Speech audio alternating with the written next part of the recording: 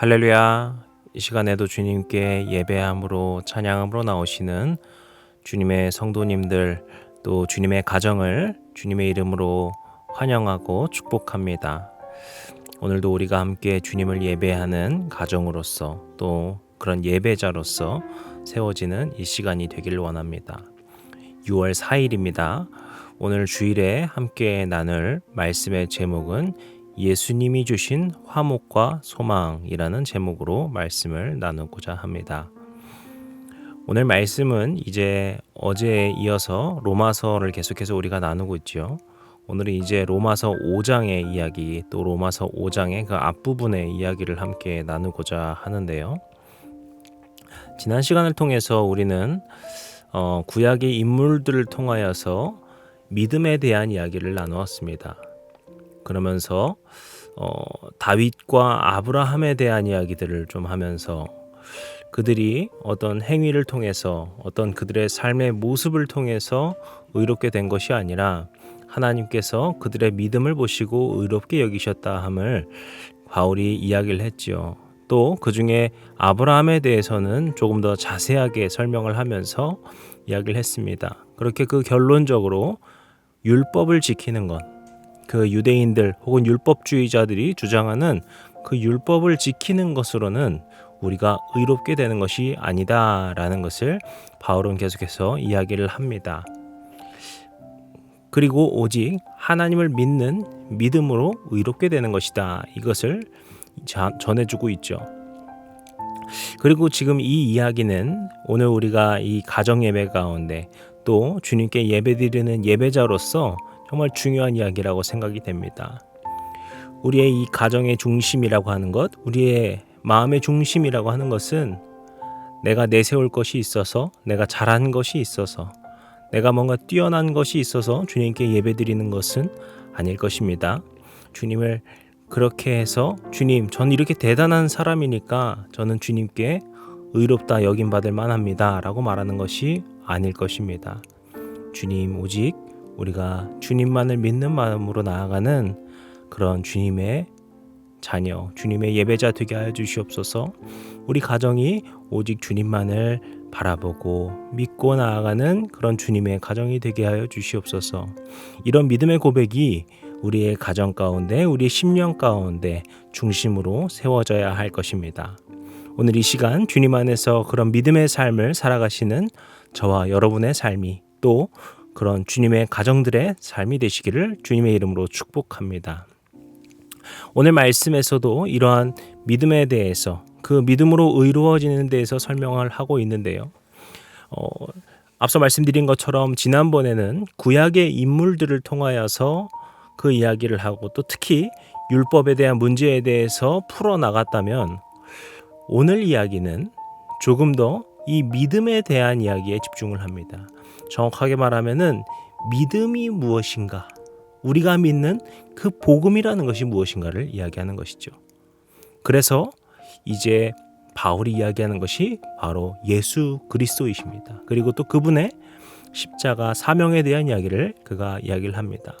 1절에서도 바로 그러한 점을 알 수 있죠. 바울은 바로 본론의 이야기를 합니다. 그러면서 예수님을 이야기하죠. 그때 바울은 예수님을 어떻게 부르는가 하면은 우리 주 예수 그리스도라고 이렇게 이야기합니다. 여기서 우리 주라고 할 때 이 주라고 하는 것은 큐리오스라고 하는, 아마 교회에서 한 번쯤은 들어보셨을 수 있는 이 헬라어인데요. 이것은 주인 또는 주님이라는 뜻입니다. 그래서 우리의 주인, 우리의 주님 또는 나의 주인, 나의 주님이라고도 볼 수 있겠죠. 그래서 나의 주님이 바로 예수 그리스도이시다라는 것을 그가 고백하는 것을 볼 수 있습니다. 근데 이 점이 매우 중요한데요. 이 큐리오스라고 한 그 단어, 나의 주님이라고 하는 그 말은 히브리어로 보게 되면은 아도나이라고 하는 말을 우리가 연결시켜 볼 수 있습니다. 이 아도나이라고 하는 말도 나의 주님이라는 뜻인데요. 이 단어는 특히 성경에서 보시게 되면은 우리가 여호와 하나님에 대해서 말을 할 때 그 여호와라고 하는 그 단어를 읽을 때 이스라엘 사람들은, 유대인들은 그것을 여호와라던가 아니면 그들의 어떤 발음으로서 표현하지 않고 그때는 무조건 아도나이라고 읽습니다. 그 이유가 무엇인가 하면은 하나님의 그 거룩하신 이름이기 때문에 이것은 읽으면 안 된다라는 것이죠. 그렇기 때문에 그 여호와라는 단어가 나올 때 그들은 그것을 읽지 않고 나의 주님이라는 의미로서 아도나이라고 읽었습니다. 그러니까 그들이 고백하고 있는 여호와 하나님은 나의 주님이십니다 라고 하는 믿음의 고백임을 또한 우리가 알 수 있는 것이죠. 즉 여기서 바울이 예수 그리스도를 우리의 주님, 또 나의 주님이다 라고 고백하고 있는 것은 그분이 바로 살아계신 하나님의, 여호와 하나님의 아들이시고 또 그분이 보내신 우리의 구세주이시구나 라는 것을 우리에게 깨닫게 하는 것이죠. 그리고 바로 이어지는 고백을 보시게 되면은 예수 그리스도로 말미암아 하나님의 화평함에 대해서 이야기를 합니다. 이것은 어떻게 보면은 예수님의 그 십자가 사명을 아주 한 단어로, 한 문장으로 잘 해석한 것이다 라고 볼 수 있겠는데요. 이 예수님의 사역에 대해서는 이제 마지막 그 8절부터 마지막 절까지 해서 조금 더 자세하게 이야기를 합니다. 8절에 보시면은 예수님의 사역은 무엇이 있습니까? 우리가 죄인 되었을 때 그리스도께서 우리를 위하여서, 그러니까 우리의 죄 때문에 죽으셨다라는 것을 고백합니다. 그리고 9절 가시게 되면은 이제 그의 피로 말미암아 의롭다 하심을 받는다. 우리가 계속 말씀드린 것처럼 이 의롭다는 것이 이 로마서에서 굉장히 중요한 주제라는 것을 알 수 있죠.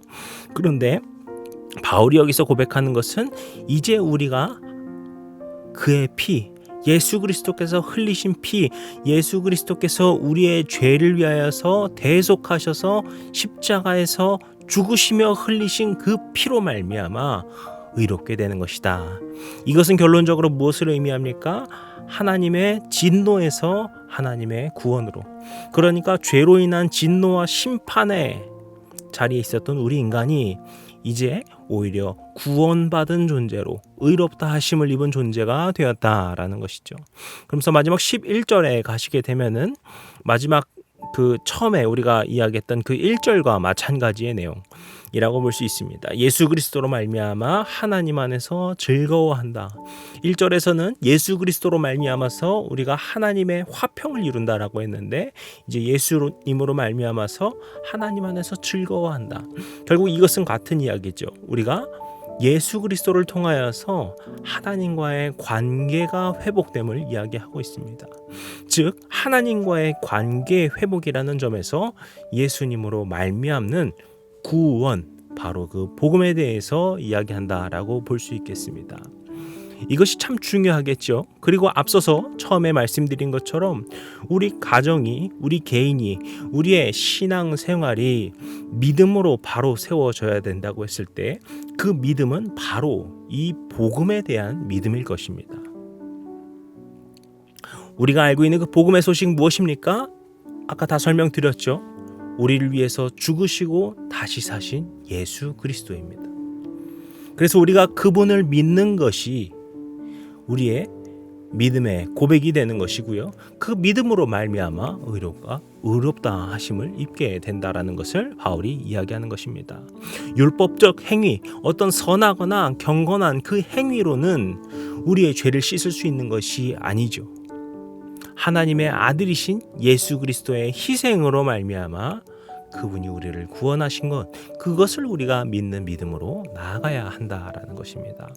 그리고 8절에 보시게 되면은 이것이 하나님의 우리를 향하신 그 사랑이다라고 이야기하죠. 그래서 우리가 이 예수 그리스도를 믿는 것은 예수 그리스도의 그 십자가 사명과 희생을 믿는 것이고 또 그렇게까지 우리를 사랑하셔서 그 아들을 보내신 그 하나님의 사랑을 또한 믿는 것입니다. 오늘 우리 주의 모든 가정들이 이러한 기쁨의 복음을 마음 깊이 새기고 그것을 누리시는 우리 모두가 되시기를 축복합니다. 그리고 우리가 그런 주님의 그 십자가 복음으로 말미암아 더욱더 든든하게 세워지는 주님의 가정들, 또 우리의 믿음의 삶이 되시기를 축복합니다. 그리고 조금만 더 이야기를 나눠보게 되면은 2절에서 보시게 되면은 또 이야기가 하나가 있는데요. 복음을 품고 살아가는, 그러니까 앞서 말한 것처럼 예수 그리스도로 말미암아서 하나님과의 그 화평을 누리는 그 믿음의 자녀들에게 주시는 그 놀라운 축복이 있는 것인데요. 그것은 바로 은혜에 들어가고 하나님의 영광을 바라며 즐거워하는 것이다 라고 이야기를 합니다. 3절과 4절을 보시면은 이런 은혜로 말미암아 우리가 환난 중에도 즐거워할 수 있다라고 이야기를 하는데요. 그러면서 이어지는 것이 무엇입니까? 환난은 인내를, 인내는 연단은 소망을, 이렇게 이야기를 합니다. 여기서 처음에 말하는 그 환난이라고 하는 것은 헬라어로 들립시스라고 하는 것인데, 이 들립시스는 무언가를 굉장히 짜내는 것, 그렇게 분쇄하기까지, 부서지기까지 막 짜내는 그런 고통스러운 것을 말합니다. 지금 그리스도인들이 처한 그 어려움, 그냥 일반적인 삶의 어려움도 있겠지요. 핍박이나 어떤 궁핍이나 고통이나 또 그리스도인으로 인하여서 겪는 어려움들, 사회적으로 고립되고 박해당하는 그 어려움들도 있을 것입니다. 그리스도께 속했다라는 이유로 겪는 이 분쇄되는 것만 같은 그 어려움, 그것이 바로 환난이거든요. 그런데 어떻게 환난이 결론적으로 소망이 되는 것인가?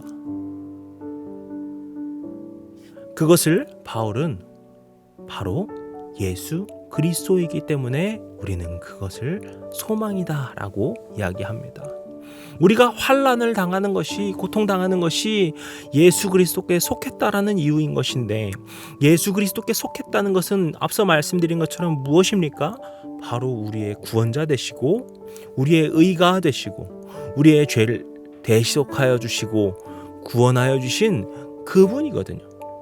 그렇기 때문에 우리가 때로는 환난을 당하기도 하고 어려움을 겪기도 하지만 우리가 그것을 인내함으로 견디고 그것을 또 연단함으로 단련되어질 때 우리 끝에서 기다리고 있는 것은 다시 고통이 있는 것이 아니라 바로 소망이 기다리고 있는 것을 이야기합니다.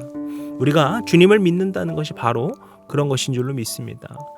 우리가 주님을 믿으며 살아가는 것, 우리의 가정이 믿음의 가정으로 세워지는 것은 고통 가운데에서 힘들고 낙심만 하면서 끝나는 것이 아니라 그 가운데에서 주님께서 주신 소망을 붙들며 살아가는 삶인 것이죠. 때로는 우리 가운데 어려움이 있을지라도 힘든 일이 있을지라도 그 가운데에서 주님께서 주시는 소망을 붙들며 살아가는 것입니다. 오늘 이 시간 우리 해림의 모든 성도님들 또 주님의 그 가정들이 우리를 위하여서 죽으시고 다시 사시고 우리에게 승리를 주시고 우리에게 이미 승리하여 주신 그 주님을 믿으며 나아가시는 복된 삶이 되시기를, 그런 주님의 가정들이 되시기를, 또 주님의 예배자들이 되시기를 주님의 이름으로 간절히 축복합니다.